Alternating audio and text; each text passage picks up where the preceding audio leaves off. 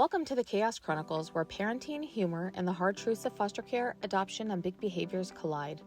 Hi, I'm Stacey Hickey. I'm mom of 6. I've been a foster parent to 17 children, and I'm the adoptive mom of my 2 youngest daughters. With years of experience as a child abuse detective turned school counselor, I'm here to offer real talk, expert advice, and plenty of laughs.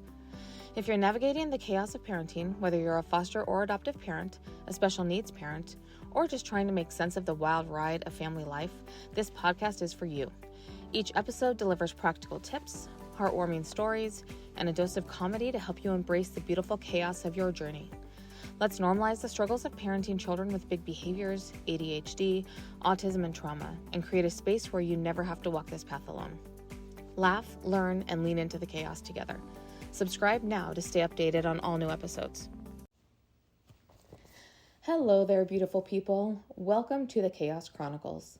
My name is Stacey Hickey, and I am so happy to start my podcast venture, and even happier that you have decided to join me. If you are here, it's probably because your life is just as chaotic as mine, and we are here to unite. First and foremost, thank you for being here. Secondly, however you want to say that, it truly does take a village. Sometimes you are born into an amazing village. Sometimes it takes a few minutes to find your village, and sometimes it takes years to find our village. And you have just found yours, so welcome. It makes the most sense to kick this podcast off by sharing who I am and what I bring to the table. So let's do this.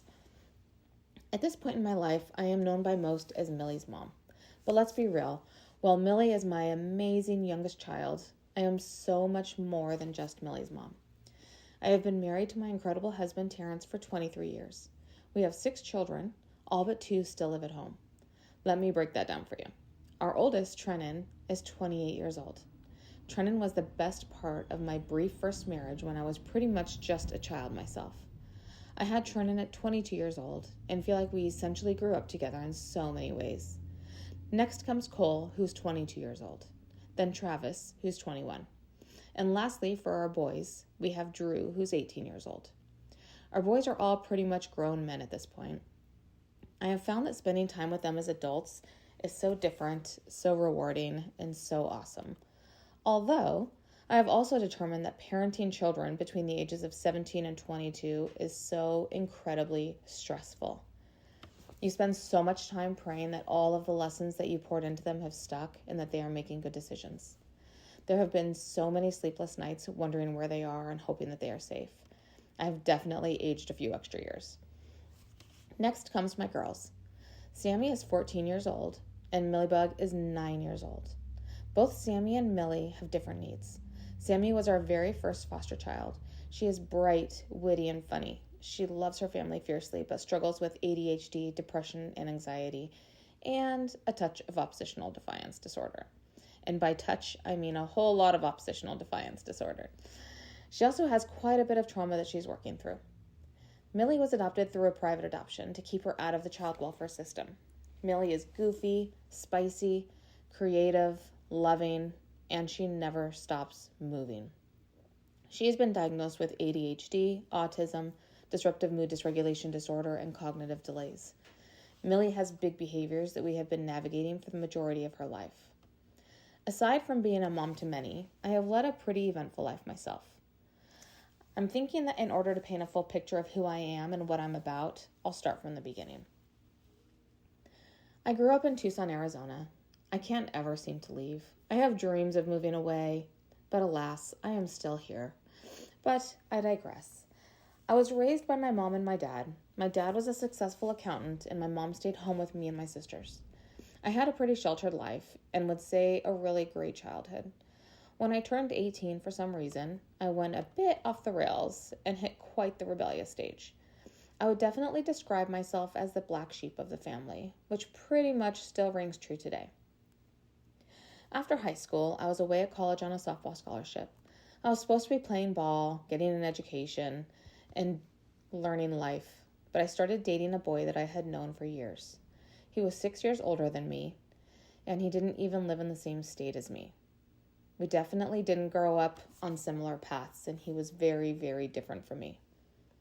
Next thing you know, I'm bailing out of school, moving back to Tucson, only to then move up to Phoenix to move in with my boyfriend, who would later become my husband. It's safe to say my parents did not support my decisions. They basically begged me not to go.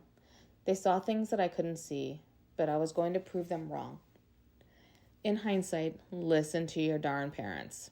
Parents always know. I don't want to spend too much time on this topic, but I think that it was such a valuable lesson for me and helped me form the person I am today. Let's just say my first marriage was definitely not one to brag about. This relationship opened up my eyes to domestic violence, fighting for my son's and I's lives, and then ultimately a middle of the night out-of-state escape with my baby in tote and anything I could stuff in my car. That relationship 100% changed the trajectory of my life and ultimately had a huge impact on my decision to become a police officer. After leaving my ex, I was a young single mom with really no skills or direction in life. This was a pretty huge oh shit moment for me. I needed to figure life out, and I needed to figure it out fast. Trenton was about 6 months old, and the weight of being his sole provider, while constantly checking and watching my back out of fear of being stalked and murdered by my ex-husband, was almost soul-crushing. After a momentary pity party, I pulled up my big girl panties, found a job posting for a corrections officer, and decided to just do it. Me, a corrections officer, was pretty laughable. I was naive and I was extremely timid. Going into this line of work was absolutely never on my radar, but it was a job that paid decent and offered benefits. After 1.5 years of being in corrections, I thought, you know what? I'm going to test the waters and throw caution to the wind and apply to become a police officer. Mind you, I had never held a gun in my life. I was dreadful with confrontation and had never even been in a fist fight in school. But if I could learn to shoot, I could better protect myself and my son if my ex-husband ever came for us. So I did it. And to my own complete shock, they kept calling me back round after round of applying to be a police officer, and suddenly I found myself in the police academy. Fast forward, the police department is where I met my husband, Terrence. You see, I still have a bit of that rebellious, impulsive part of me that screams to be let out sometimes. Cue Terrence. Terrence and I were at the academy at the same time. He will claim that's where we met, but I literally have zero recollection of that whatsoever. Ironically, we both ended up working together as patrol officers in the same division. Long story short, he asked me out at the end of June 2021. 6 weeks later, we were eloping in Vegas and have never looked back. I can still feel my mom cursing me from heaven. Looking back, being a mom myself, I could have handled that whole situation a whole lot better. My mom was literally babysitting my son while my new boyfriend and I went to Vegas. And the next phone call home was me calling her, telling her that I was married. Trust, I never claimed to be perfect. But back to the police department. So to fastish forward through my time in the department, I spent many years as a patrol officer responding to calls for service. I enjoyed my time on patrol. It was exciting. It was heartbreaking. It was often terrifying, if I'm being honest. I certainly learned a ton about myself.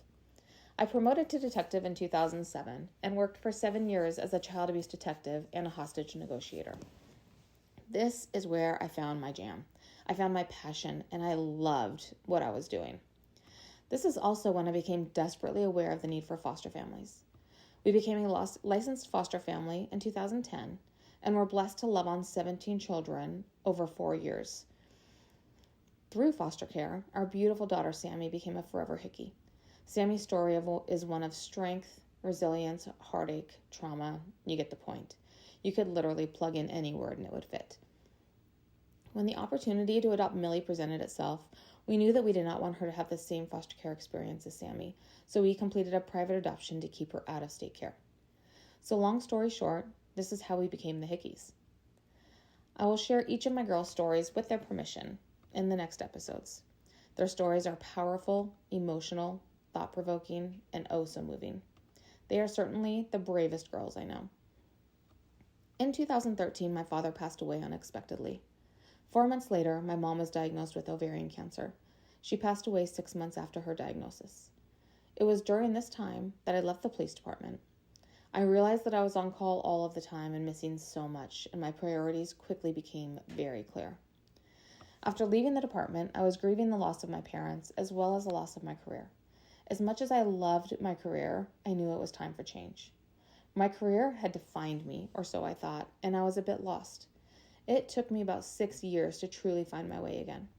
The only thing that was crystal clear to me was my passion was for working with children.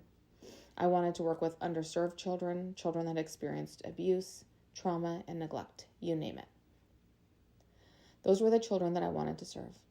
I dabbled in foster care and adoption as a pregnancy counselor and a foster care licensing worker, but that wasn't filling my cup. The thoughts of Sammy's experience with the Department of Child Safety fueled my fire. So I thought, hey, I can't really complain if I'm not willing to be part of the fix.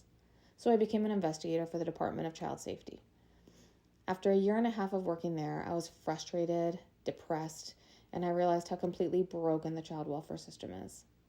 There was nothing that the little old me could do to change such a disastrous system. So many kids lingering in the system for years and years and years just broke my damn heart. So I decided I could no longer do it, and I left. At this point, I took some time to really examine my life and think about the imprint I was hoping to leave behind. I knew my passion. That was clear to me. But what do I do with that passion? How do I make a difference? What mark do I want to leave on this world? Then it hit me like a ton of bricks. That while I was a fierce advocate for children, my role was being part of the worst day of their lives. I was the worst blip on their little radar of life. While meaningful and necessary, I knew I wanted something different. I knew I wanted to make a positive, lasting, meaningful connection with children. I knew I wanted to be a safe person for children to share their troubles. I wanted to educate children about mental health. I wanted to teach them how to regulate when they were feeling dysregulated. I wanted to teach children how to advocate for themselves. I wanted to partner with families that were raising children that come from harder or unknown places. I wanted families to know that they were not alone, and just because their children struggle with behaviors or their mental health or whatever else, their children are still these amazing gifts that we get the privilege of raising. These children have so many positive qualities and talents. We just need to find them, pull them out, and nurture them. We need our children to know that we are their biggest cheerleaders in life. I wanted both children and their families to know that I see them. Our family has spent and still spends so much time navigating the hard stuff alone. We didn't have a village or people to offer us to help us out. We had no one to just come and sit in silence, offer a meal, allow a vent session, babysit so we could take a minute to catch our breaths. It has been really hard, really, really hard. Raising children with special needs and big behaviors is extremely isolating. People are ignorant and can be judgmental. Many of us end up keeping to ourselves and trying to navigate this path alone, and that is not okay. Ultimately, I decided to go into education, and I haven't looked back. I work at the high school level and absolutely love it. I started in special education, working with children with emotional disabilities. These kids are my all-time favorite kids to work with. I love the challenge of breaking through their tough exterior to find these sweet, loving kids inside. I decided that working with children with big behaviors all day at work and then coming home to children with big behaviors at home was draining me. So I made the decision to move into school counseling, where I could work with all populations of students. Last year, I completed my master's degree in school counseling. I'm currently working as a general education teacher, teaching AP psychology and business management while I wait for a counseling position to open. But I'm loving teaching so much more than I ever anticipated. I love being in the classroom and getting to truly know my students. It is the best. In my spare time, I am honored to be a parent leader through an agency called Raising Special Children. I get to come alongside special needs parents who are looking for support in different areas of their life and provide an ear, advice, or just space for them to vent without judgment. Because boy, do I get it. I get to talk to educators and medical personnel about what it's like to raise children with special needs, how best to collaborate and work as a team, and explain the value and insight that parents bring to the table. I am beyond grateful for the opportunities that have been placed in front of me, and I do not take lightly the trust that others have instilled in me to be the voice for this very special population of people. So, if you've made it this long and you're still listening, God bless you. But this is me. I am and will always be an open book. I am so grateful that you are here. The Chaos Chronicles will dive into special needs, big behaviors, foster care and adoption, trauma, and how it alters the brain, and any and everything that pops up along the way. I have some of the most hilarious stories combined with stories of heartbreak, along with tips and tricks and some products that have made my life quite a bit easier. More than anything, I want you to know that you are right where you are supposed to be, and I feel so honored to be part of your village. This podcast is for all of us. If you are struggling, have a question, or just feel stuck or alone, please reach out. I may not have all of the answers, but I'm a great listener and have a decent network of amazing humans that may have an answer for you. Coming up, I will dive into the beauty of my amazing girls. In the meantime, if you want to follow my crazy life outside of the podcast, you can find me at Life with the Hickeys on Instagram. If you have thoughts, questions, or a topic that you would love for me to cover, please feel free to PM me on Instagram. You can also find me on Facebook at Stacey Hickey. Thank you so much for tuning in. So much love to you and yours. See you next time, and take care of yourself.